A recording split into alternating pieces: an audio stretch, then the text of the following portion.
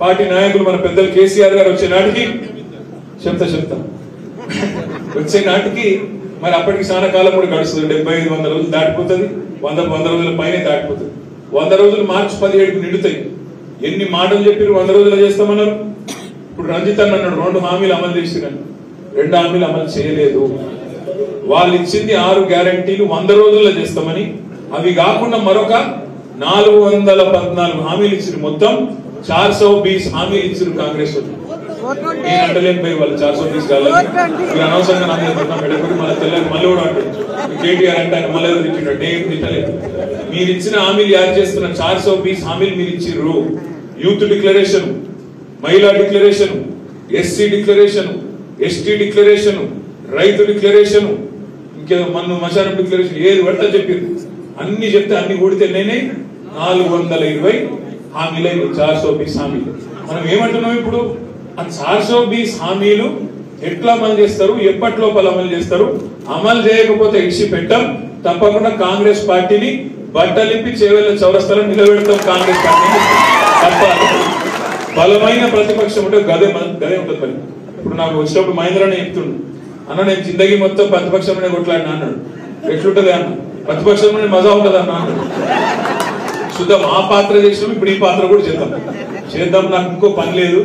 నాకు ఇదివరకు అంటే మంత్రి పదవి ఉండే, వాళ్ళని కలిసి వీళ్ళని కలిసి ఉండే. ఇప్పుడు ఏ పని లేదు. నేను సేవెళ్లలో ఉండే మా అన్నదమ్ములకు ఒకటే మాటిస్తున్నాను, మీకు ఎప్పుడు ఏ కష్టం వచ్చినా ఎవడన్నా కేసు పెట్టినా బెదిరించినా హైదరాబాద్ కూతవేడి దూరంలో ఉన్నారు. మీరు ఎప్పుడు పిలిస్తే అప్పుడు అందరం వచ్చి మీ దగ్గరికి వాలిపోతాం, మీకు అండగా నిలబడతాం. ఎవరికి భయపడకండి, ఎవరు బెదిరించినా బెదరకండి, భయపడకండి. అందరం ఉన్నాం, తప్పకుండా మీకు అండగా నిలబడతాం. జబర్దస్త్ కొట్లాడదాం.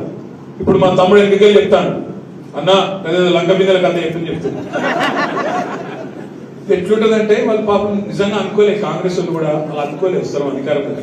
ఎటు పడతారు చెప్పుకుంటూ పోయి తమకి ఇది కావాలంటే సరే అది కూడా ఓకే అన్నాడు, ఇది కావాలంటే అది కూడా ఓకే, చలో పోన్నాడు.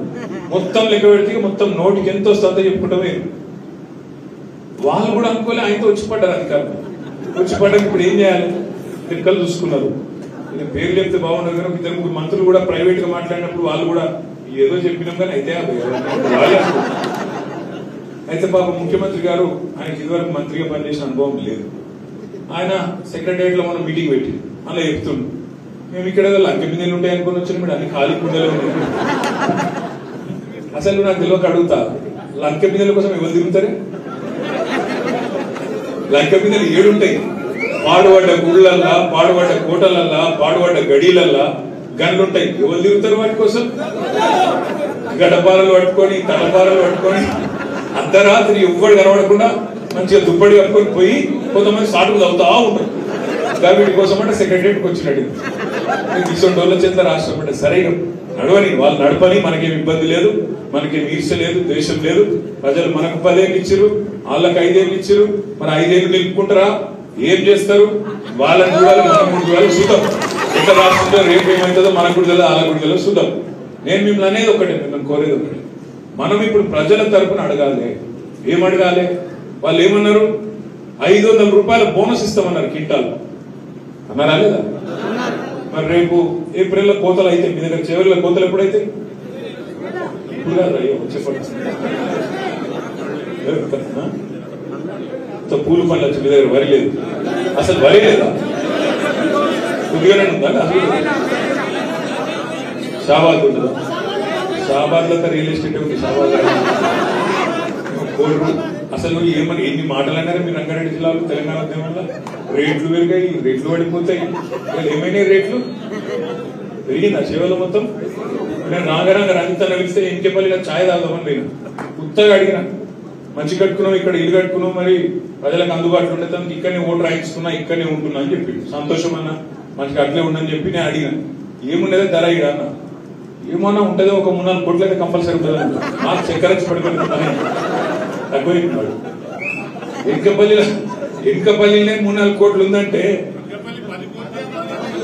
10 కోట్లు తక్కువ చేసి చెప్పిన మీ ఇంటికి కావాలి అంటే ఎట్లయిందంటే ఇప్పుడు చూస్తే ఎన్ని మాటలు అన్నారు. తెలంగాణ వచ్చినాడు మొత్తం భూముల ధరలు డామ్ అంటాయి, తెలంగాణ వస్తే నష్టమైంది అన్నారు. హైదరాబాద్ బంగారం అలా కాలేదు, హైదరాబాద్ లో ఒక గజం భూములలో కూడా ఇలా బంగారం లేదు పరిస్థితి. ఎట్లయింది హైదరాబాద్? అమెరికాకి వెళ్ళి వచ్చిన రజనీకాంత్ చెప్తుండు చెన్నైకి వెళ్ళి వచ్చి, ఇది హైదరాబాద్ కాదు న్యూయార్క్ అనిపించింది నాకు, సూపర్ స్టార్ రజనీ కూడా చెప్తుండు. కానీ ఇక్కడ ఉన్న మన ప్రతిపక్ష గజనీలకు మాత్రం అర్థమైంది అట్లా అయింది పరిస్థితి. సరే మంచి చేసినాం, మంచిగా పని చేసినాం, దురదృష్టం రకరకాల కారణాలతో స్వల్ప తేడాతో ఓడిపోయినందుకు భయపడేది లేదు, బాధపడేది లేదు, బెదిరిపోయేది అంతకంటే లేదు. అక్కడక్కడ ఉంటాయి, ఓ సర్పంచ్ని గుంజుకపోతారు, ఒక ఎంపీటీసీ గుంజుకపోతారు, వాళ్ళని బెదిరిస్తారు, వీళ్ళని బెదిరిస్తారే నీ బిల్లా పెడతా అంటారు, నీ మీద కేసు పెడతా అంటారు. కొంతమంది పోయేటోళ్ళు పోతారు, దానికి బాధపడకూడదు.